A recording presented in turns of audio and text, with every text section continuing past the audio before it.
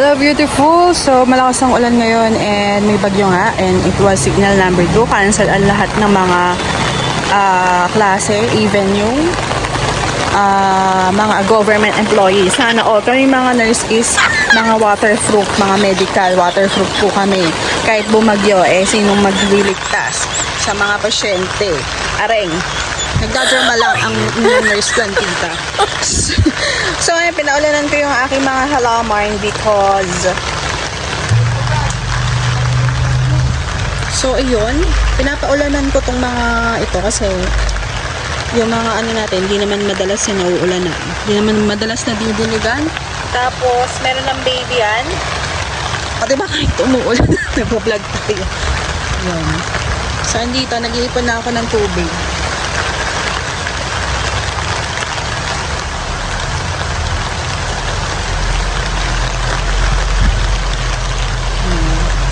Ayan, way of linis-linis. Way of watering. Oo, gamitin mo ang payong. Patuluin. Ganon, ganon dapat. O, diba? Ganyan.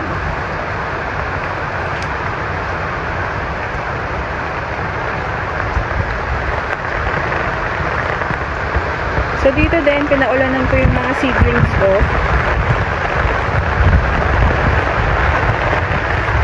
Yan sila. Pinaulanan ko yung mga hawo, ganyan. Yung mga na-dried natin na hawortia. And, sino pa ba? So yun, inopen ko na para matubigan. And, of course, ingat kayo sa mga lagi na babasa ng ulan. Kasi nga, prone sila magkaroon ng fungus. So, ingat-ingat tayo dyan. Lalaki ng mga kristata ko, no? Naalala ko, iriripat ko pala to. Ano kayang pat gagamitin ko dyan? Anyway, ito din, yung dried ko na crostata na lagi. Ayan, pinaulanan ko na siya. Hopefully, hindi siya mapano. Ano. So, yun lang. Hopefully, magkatenga tayo maghalamarn because hindi na nga tayo nakakapaghalarn. And yun lang. So, ingat kayo ngayong bagyo. And, yun, ina-edit ko pa yung birthday vlog ko nung beach namin sa Dipaculo. Ang saya doon, grabe. Matutuwa din kayo pag napanood. So, yun lang. And, ingat, ingat, ingat. And, goodbye.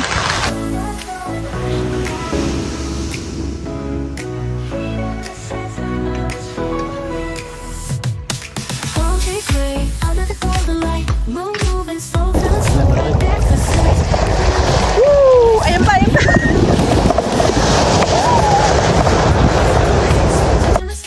Together we rise, no looking back. This summer vibe is on the